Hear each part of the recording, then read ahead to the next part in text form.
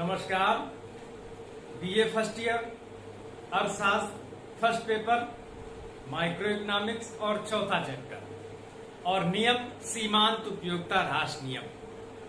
सीमांत उपयोगिता ह्रास नियम इसके पहले 3 लेक्चर में हम लोगों ने सीमांत उपयोगिता ह्रास नियम क्या है इसको समझा। फिर उसके बाद अगले लेक्चर में सीमांत उपयोगिता ह्रास नियम का स्पष्टीकरण एक सारणी के द्वारा, एक रेखा चित्र के द्वारा, और उसके बाद फिर सीमांत उपयोगिता ह्रास नियम की मान्यताओं का विश्लेषण किया। वो जो कुछ निर्धारित शर्तें हैं, मान्यताएं हैं जिस पर वो नियम आधारित है, उसका विश्लेषण किया। और फिर उसके बाद सीमांत उपयोगिता ह्रास नियम के क्या अपवाद हैं, एक्सेप्शंस जो है, उसका विश्लेषण किया। वास्तविक अपवाद और नाममात्र के अपवाद, इनके विश्लेषण के पश्चात हम सबने प्रोफेसर टाजिंग के उस कथन को समझा कि सीमांत उपयोगिता ह्रास नियम के अपवाद, जितने भी अपवाद हैं वो अवास्तविक हैं और नियम की प्रवृत्ति इस प्रकार की है कि इसको विश्वव्यापी कहा जा सकता है। अर्थात यह नियम विश्व के सभी स्थानों पे जो उसकी मान्यताएं हैं, जो उसकी शर्तें हैं, यदि उन शर्तों को पूरा किया जाता है तो सीमांत उपयोगिता ह्रास नियम सभी जगह लागू होगा। अब इस लेक्चर में हम सब विश्लेषण करेंगे सीमांत उपयोगिता ह्रास नियम के महत्व का, कि सीमांत उपयोगिता ह्रास नियम का क्या महत्व है। सीमांत उपयोगिता ह्रास नियम क्या है? अन्य बातें समान रहने पर उपभोक्ता किसी वस्तु की जैसे जैसे एक से अधिक इकाइयों का उपभोग करता है तो प्रत्येक इकाइयों की वृद्धि से उसको घटती हुई सीमांत उपयोगिता प्राप्त होती है। यह सीमांत उपयोगिता ह्रास नियम है। अब इसका क्या महत्व है, अर्थशास्त्र में हम इसको क्यों पढ़ते हैं? तो सबसे पहला महत्व है कि यह सीमांत उपयोगिता ह्रास नियम मांग के नियम का आधार है। यह नियम सीमांत उपयोगिता ह्रास नियम मांग के नियम का आधार है। मांग का नियम क्या कहता है? मांग का नियम कहता है कि बाजार में देखा गया है कि किसी भी वस्तु की यदि कीमत बढ़ जाती है तो उसकी मांग कम हो जाती है, और यदि वस्तु की कीमत कम हो जाती है तो उसकी मांग बढ़ जाती है। और ये कीमत बढ़ने से मांग क्यों घटी? 2 चीजें हैं कि उपभोक्ता वस्तु की कीमत अदा कर रहा है और उसके पैसे का मूल्य जो है, उपयोगिता वो अधिक है, और जो वस्तु क्रय की जा रही है उसकी उपयोगिता कम है। तो मांग के नियम का आधार भी सीमांत उपयोगिता ह्रास नियम है। इसी प्रकार से सीमांत उपयोगिता ह्रास नियम उपभोक्ता की बचत की अवधारणा को स्पष्ट करता है। उपभोक्ता की बचत की अवधारणा। अब उपभोक्ता की बचत क्या है? यदि हम वस्तु की 2 इकाइयों का उपभोग कर रहे हैं तो पहली इकाई से हमें सीमांत उपयोगिता अधिक मिलती है, दूसरी इकाई से सीमांत उपयोगिता हमको कम मिलती है। तो पहली इकाई और दूसरी इकाई का अंतर उपभोक्ता की बचत है। इस अंतर को स्पष्ट करता है सीमांत उपयोगिता ह्रास नियम। इसको उपभोक्ता की बचत भी कहा गया है। अगला, यह नियम समसीमांत उपयोगिता नियम का आधार है। समसीमांत उपयोगिता नियम क्या है? यदि हमारे पास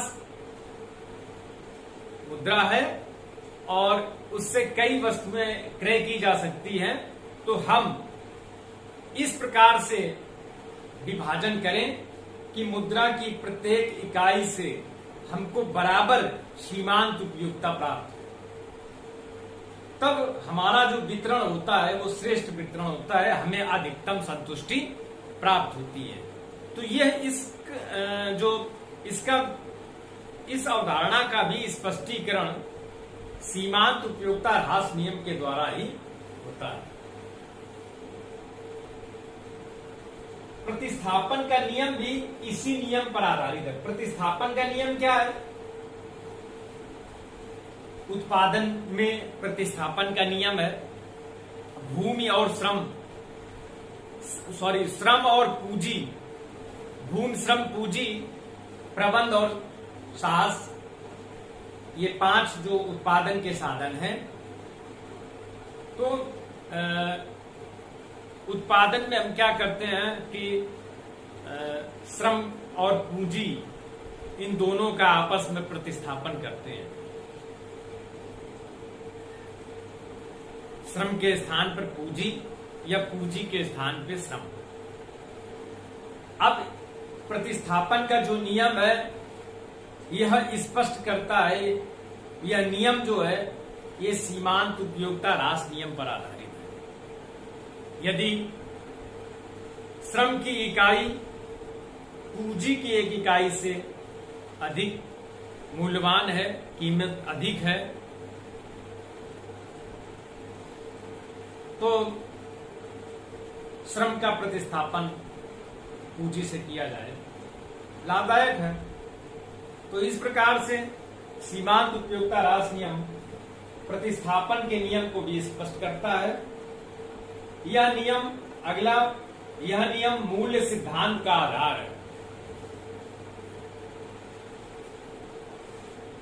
सीमांत उपयोगिता ह्रास नियम वस्तुओं के मूल्य निर्धारण में भी भूमिका निभाता है।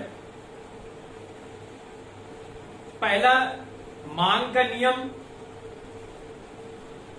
बाजार में यदि वस्तु की कीमत बढ़ जाती है तो उसकी मांग कम हो जाती है, और यदि कीमत कम हो जाती है तो उसकी मांग बढ़ जाती है।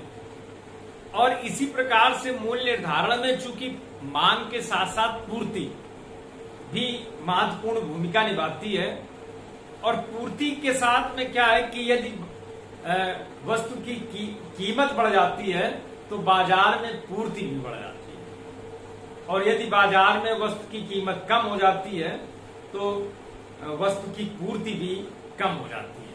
तो इस प्रकार से वस्तु की कीमत और वस्तु की पूर्ति में सीधा संबंध होता है।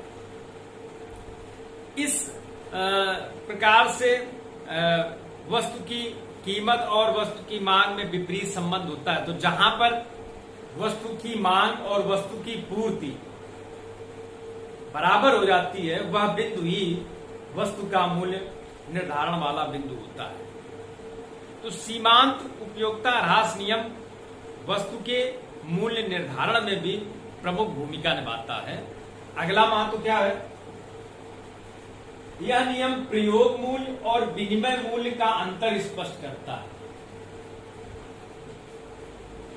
सीमांत उपयोगिता ह्रास नियम वस्तु के प्रयोग मूल्य और विनिमय मूल्य के अंतर को भी स्पष्ट करता है। जैसे हवा, धूप, पानी, इसका मूल्य हीरे की तुलना में कम है, सोना की तुलना में कम है। क्यों? अब यहां पर सीमांत उपयोगिता ह्रास नियम लागू होता है। अब हवा, धूप, पानी, इसकी प्रचुर मात्रा है, इसका प्रयोग मूल्य अधिक है, किंतु विनिमय मूल्य कम है क्योंकि पूर्ति अधिक है। हीरा, सोना, चांदी, इनका प्रयोग मूल्य कम है किंतु इनका विनिमय मूल्य अधिक है, क्योंकि ये स्कैर्सिटी या दुर्लभ साधन है, दुर्लभ वस्तुएं, दुर्लभता के कारण इनका मूल्य अधिक है। तो ये सीमांत उपयोगिता ह्रास नियम स्पष्ट करता है। यह नियम, 7वां बिंदु देखें, यह नियम आधुनिक कर प्रणाली का आधार है। आधुनिक कर प्रणाली में ये प्रयास किया जाता है जो लोक कल्याणकारी राज्य हैं कि गरीबों पर कम से कम कर लगाए जाएं और अमीरों पर कर की दरें जो हैं वो ऊंची रखी जाएं। क्यों? तो ये नियम बताता है कि अमीरों की जो मुद्रा है उसकी सीमांत उपयोगिता कम है और गरीबों की जो मुद्रा है, गरीबों के पास जो मुद्रा है उसकी सीमांत उपयोगिता अधिक है। तो इस कारण से अमीर पे अधिक कर लगाया जा सकता है, कर की दर ऊंची रखी जा सकती है तुलना में गरीबों की। तो सीमांत उपयोगिता ह्रास नियम आधुनिक कर प्रणाली का भी आधार है। अगला बिंदु देखते हैं, यह नियम आय के वितरण का आधार है। यह नियम आय के वितरण का आधार है। सीमांत उपयोगिता ह्रास नियम आय के वितरण को भी स्पष्ट करता है। आय के वितरण में आय जो है गरीबों को अधिक बांटी जाए और अमीरों को कम। तो इस प्रकार से ये जो 8 बिंदु हैं, ये 8 बिंदु सीमांत उपयोगिता ह्रास नियम के महत्व को स्पष्ट करते हैं। तो इस प्रकार से सीमांत उपयोगिता ह्रास नियम का जो चैप्टर है वो पूरा होता है। इसमें वार्षिक परीक्षाओं में पूछा जाता है कि सीमांत उपयोगिता ह्रास नियम का स्पष्टीकरण कीजिए। तो जब इस प्रकार से प्रश्न पूछा जाए तो उसमें संक्षिप्त में सीमांत उपयोगिता ह्रास नियम क्या है, उसकी रेखा चित्र और तालिका के माध्यम से स्पष्टीकरण करें और सीमांत उपयोगिता ह्रास नियम की मान्यताओं का विश्लेषण कर दें। तो यदि उसमें अलग से पूछा जाए कि सीमांत उपयोगिता ह्रास नियम के क्या अपवाद हैं, तो प्रयास ये करें कि सीमांत उपयोगिता ह्रास नियम क्या है संक्षिप्त में उसका विश्लेषण कर दें और तालिका के साथ रेखा चित्र बना दें, कुछ मान्यताएं लिख दें और चूंकि प्रश्न में